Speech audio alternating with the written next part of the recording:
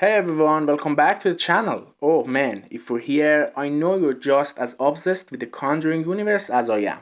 I'm talking spine tingling positions and those real life Warren cases that keep you up at night, wondering if your closet door just creaked on its own.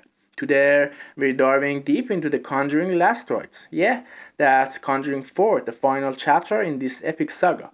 I introduced it quick in my September must-watch films video, but this is a full-blown love letter to the movie. The lore, the behind-the-scenes magic, and everything that makes this franchise the king of modern horror. Buckle up because I'm going all in. No spoilers escaped, no detail left in the dark. Let's get haunted.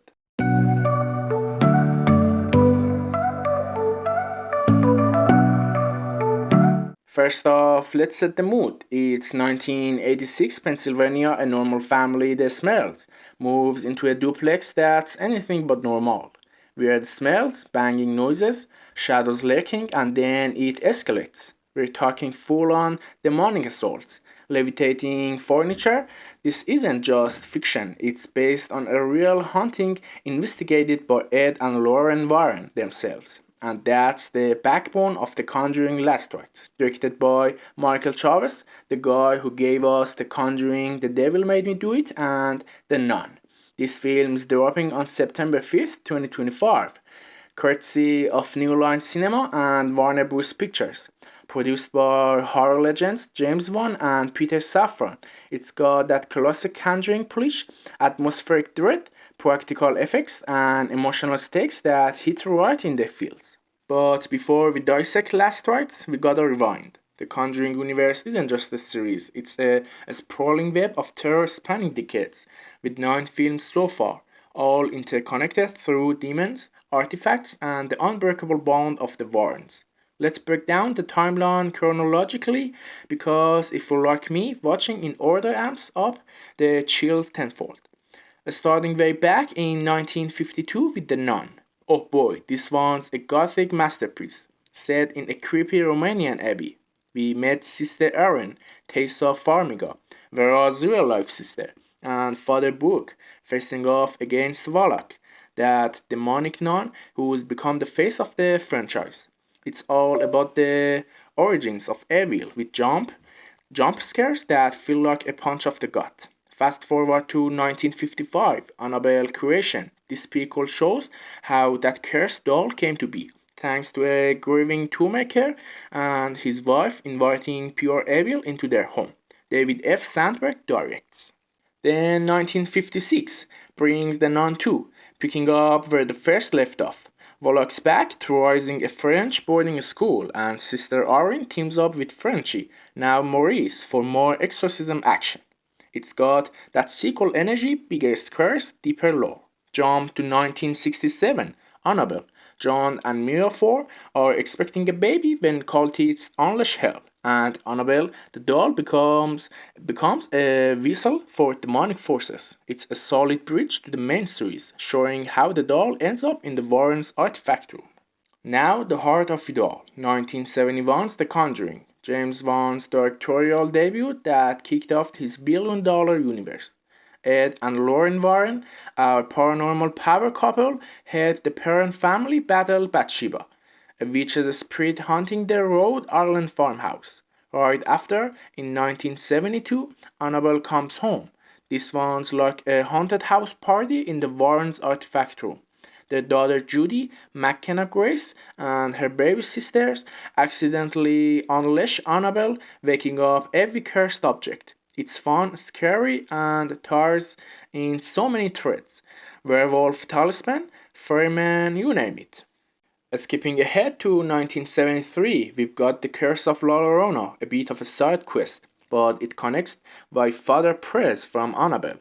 Set in LA, it's about the weeping woman ghost preying on kids. Not everyone's fave, but it expands the universe with Mexican folklore vibes. Then 1976-77, The Conjuring 2, the Enfield poltergeist case in London. Furniture is flying, kids levitating, and the Crockett Man, who almost got his own spin-off. Warlock makes her big debut here as the main antagonist disguised as a nun to mess with Lauren's visions. James Wan returns to direct, and I love this season more than the others. Finally, 1981, The Conjuring The Devil Made Me Do It. This one's based on the Aaron Johnson murder trial, where possession was used as a defense. Ed and Lorraine uncover a satanic curse linked to the occult, with ties back to Annabelle and even the nun. Michael Chavez takes the helm, shifting to more thriller vibes. Which brings us to The Conjuring Last Rites, set in 1986, the Warren's supposed final case before retiring from major investigations. Plot-wise, it's all about the Smurl hunting, Jack and Janet Smurl. The family experiences everything from black masses in the basement to physical attacks. The Warrens roll in, declaring it one of the most intense infestations they've seen, involving multiple demons.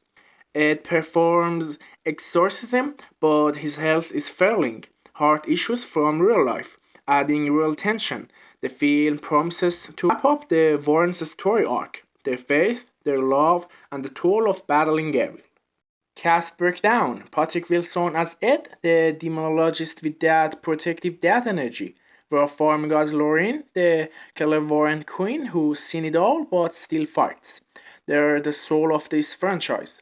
Their real life counterparts were married for over 40 years, and that authenticity shines through. Supporting cast includes Mia Tomlinson, Ben Hardy, Shannon Koch. Director Michael Chavez brings his A game. He said in interviews, "This is about closure, blending heart-pounding horror with emotional depth."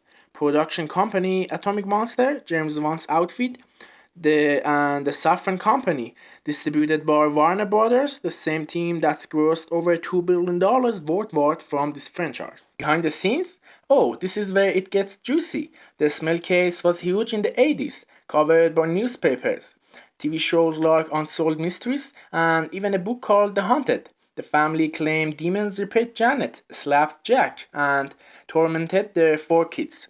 A skeptic says it was all hype for attention, but the Warrens stood by it, calling it a demonic siege with 4 spirits, 3 minor and 1 major demon. Fun fact: the real Smurl house in West Pittston, Pennsylvania is still standing, and locals swear it's cursed. No one's lived there long since. Filming for Last Rites happened in the UK at places like Knebworth House for that eerie war with practical effects galore. James Wan co-wrote the story, ensuring it ties back to the lore.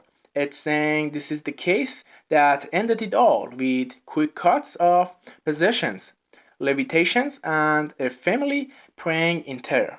Connections to the previous films: Last Rites is the capstone. It echoes the Conjuring 1's family hunting, Conjuring 2's poltergeist chaos, and Devil Made Me Do It's legal occult angle.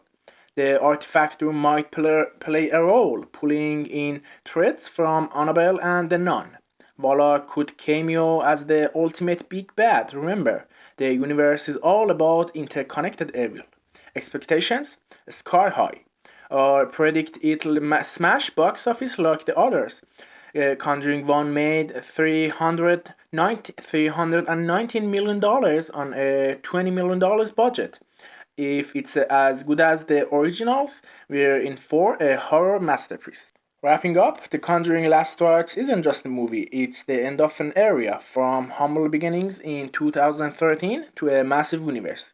It's redefined horror with heart, faith, and fear.